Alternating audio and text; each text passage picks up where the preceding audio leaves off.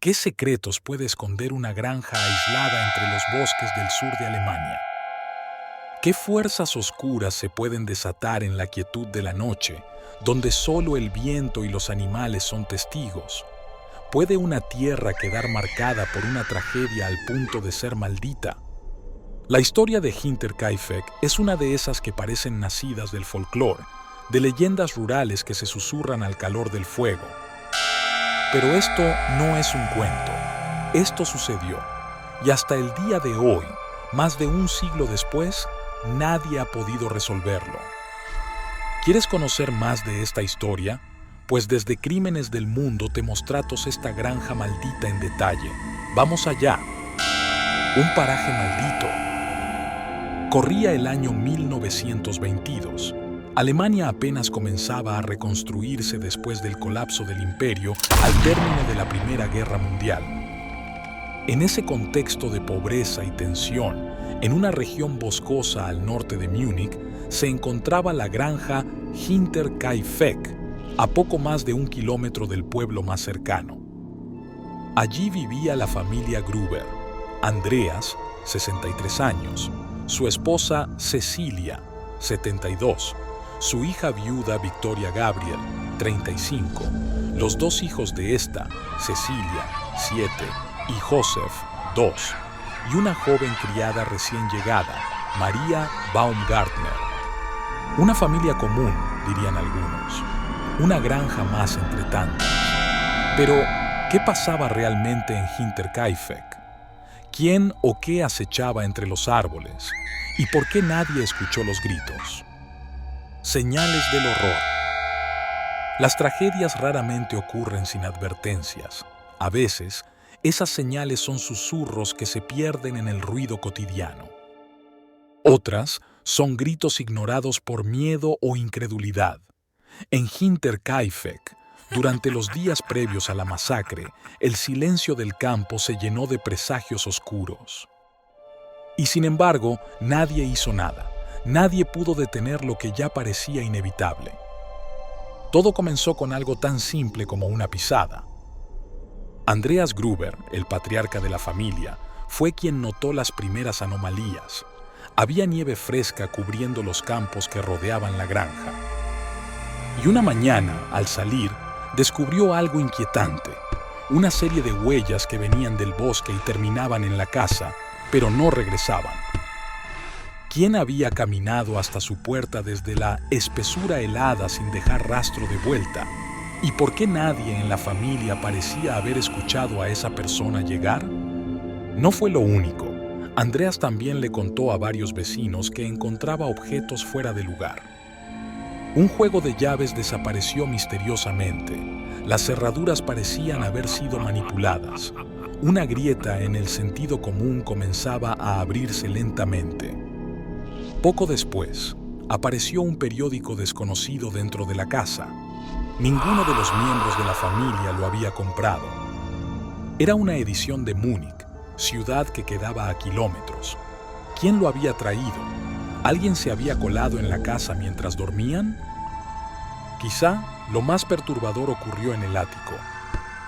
Durante varias noches, los Gruber escucharon pasos en el piso superior, pasos pesados, arrastrados, como si alguien caminara con lentitud sobre las vigas. Andreas subió varias veces, linterna en mano. No encontró nada, ni rastro, pero los sonidos volvían. ¿Alguien se ocultaba en la granja? ¿Vivía el asesino entre ellos desde antes? Estos detalles parecen irreales hoy, inquietantes incluso dentro de una novela, pero fueron registrados en los testimonios oficiales tras el crimen. Los vecinos confirmaron que Andreas había hablado de ello. Algunos pensaron que deliraba, otros simplemente no quisieron involucrarse. Incluso la nueva criada, María Baumgartner, tuvo un mal presentimiento desde el primer momento.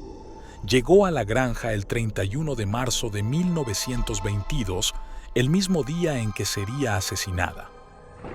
Había reemplazado a una criada anterior que había abandonado el trabajo, alegando que la casa estaba embrujada. Nadie le creyó. ¿Era realmente una presencia sobrenatural lo que se sentía en Hinterkaifeck? ¿O simplemente un mal latente, un horror humano esperando su momento? El descubrimiento macabro. Pasaron varios días sin que se supiera nada de los Gruber. En un entorno rural como el de Hinterkaifeck, no era extraño que las familias pasaran tiempo sin contacto con el exterior, pero había señales que inquietaban. La pequeña Cecilia, de solo 7 años, no se presentó a la escuela. Tampoco se recogió el pan habitual del panadero. El cartero notó que la correspondencia se acumulaba sin ser recogida. Y lo más curioso, se divisaba humo saliendo de la chimenea, como si alguien siguiera viviendo allí. Fue entonces cuando Lorenz Schlittenbauer, vecino y conocido de la familia, decidió actuar.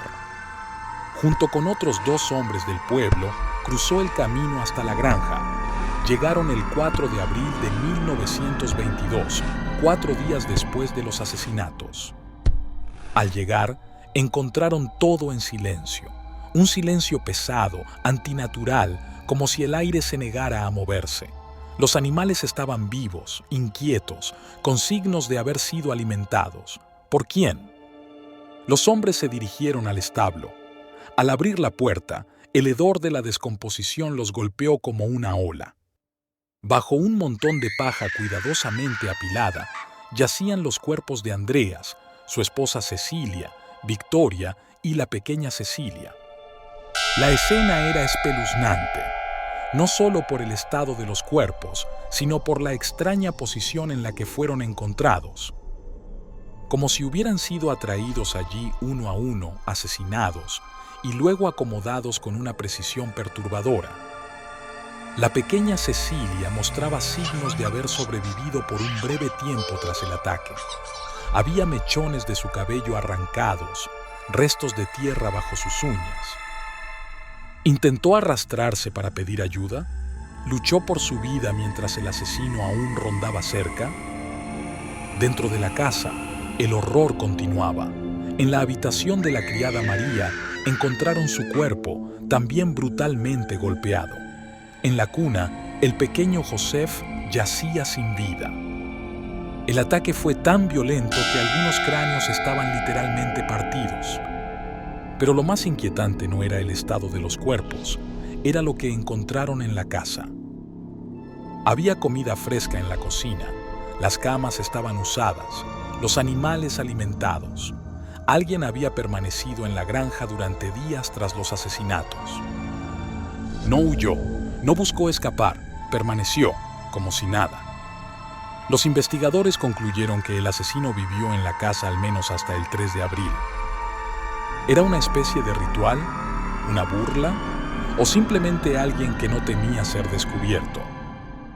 Incluso hoy, esa parte del caso sigue siendo uno de los mayores enigmas. ¿Qué mente perversa puede convivir durante días con los cadáveres de sus víctimas? ¿Qué motivación puede justificar un comportamiento tan frío, tan ajeno a todo lo humano? Los cuerpos fueron examinados y sus cráneos enviados a Múnich para análisis forense. Trágicamente, los cráneos desaparecieron durante la Segunda Guerra Mundial y jamás fueron recuperados. La granja fue destruida tiempo después, quizás para borrar el recuerdo, pero ni la demolición pudo acabar con la historia, porque Hinterkaifeck ya era una herida en la tierra. El asesino que se quedó. Hay algo profundamente inquietante en la idea de que el asesino no huyó. La mayoría de los crímenes están marcados por la prisa, por la ansiedad de escapar, de desaparecer, pero no aquí. Aquí el asesino o los asesinos se quedaron. Durante varios días tras el crimen, alguien habitó la granja como si nada hubiera pasado. Los animales fueron alimentados.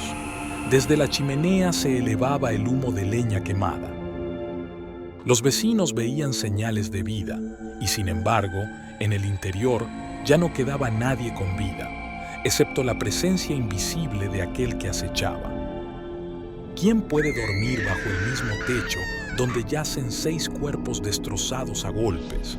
¿Quién puede sentarse a la mesa, cortar pan, beber agua, mientras la sangre se seca en el establo contiguo. ¿Era un gesto de poder o simplemente la señal de una mente absolutamente ajena a la empatía humana? Los investigadores dedujeron que el asesino debió conocer bien la casa.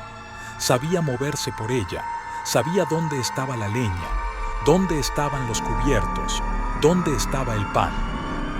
¿Había estado allí antes? ¿Convivió con la familia antes de matarla? Algunos teorizaron que se escondía en el ático días antes del crimen, bajando solo por la noche. Otros piensan que tal vez incluso hubo contacto con alguno de los Gruber antes del primer golpe. Que tal vez se sentaron juntos, compartieron un té, conversaron, sin saber que uno de ellos tenía ya decidido su destino. ¿Es posible que el asesino viviera allí más de lo que pensamos? ¿Que fuera una sombra habitual en esa casa, invisible pero constante? Lo más escalofriante, no dejó huellas tras los asesinatos. Todo lo que sabemos son indicios, suposiciones, una presencia fantasmal que entró y salió sin ser vista, o quizá nunca se fue. Sospechosos sin rostro. Pocas investigaciones criminales han arrojado una lista tan larga y al mismo tiempo tan frustrante de sospechosos como la de Hinterkaifeck. Se interrogaron más de 100 personas a lo largo de los años, algunas por indicios débiles, otras por coincidencias, otras por razones que siguen siendo un misterio. Y sin embargo, nadie fue jamás condenado, nadie confesó, nadie se quebró. ¿Quién tenía motivos para asesinar a 6 personas, incluidos 2 niños? ¿Quién podía hacerlo con tal violencia y luego ocultarse entre la niebla del campo? Entre los primeros señalados estuvo Lorenz Schlittenbauer, el vecino que encontró los cuerpos. Había mantenido una relación con Victoria Gabriel, la hija de Andreas, y muchos creían que el pequeño Joseph era hijo suyo. Aunque ella lo negó oficialmente, en el pueblo se murmuraba lo contrario. Lorenz, además, era uno de los pocos con acceso y conocimiento sobre la granja. Y, según algunos testigos, su comportamiento el día del hallazgo fue extraño. Cuando llegaron a la casa y nadie respondió, fue Lorenz quien abrió las puertas y comenzó a caminar por la escena del crimen sin mostrar temor o sorpresa. Incluso desató al perro, abrió habitaciones, movió objetos. ¿Fue valentía? ¿O era simplemente porque sabía exactamente lo que iba a encontrar? Cuando fue interrogado, dijo que solo quería asegurarse de que su hijo estaba bien. Luego declaró que sus acciones habían sido motivadas por el shock. Otro sospechoso fue Carl Gabriel, el esposo oficialmente muerto de Victoria. Se decía que había caído en el frente durante la Primera Guerra Mundial, pero su cuerpo jamás fue identificado. ¿Y si no murió? ¿Y si volvió años después y encontró que su esposa vivía con otro hombre y tenía un hijo que no era suyo? Algunos soldados alemanes afirmaron haber conocido a un hombre que respondía a su descripción años después del fin de la guerra en Francia. ¿Era un caso de identidad confundida o un fantasma regresando a terminar lo que creía una traición? Se investigaron también 2 hermanos, Carl y Andreas Gump, vagabundos con antecedentes de violencia que merodeaban la región.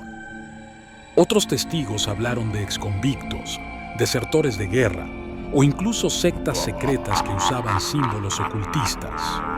Algunos llegaron a insinuar que se trató de un ritual de sangre, una especie de castigo por los supuestos pecados que ocurrían en la familia Gruber, particularmente el incesto entre Andreas y su hija.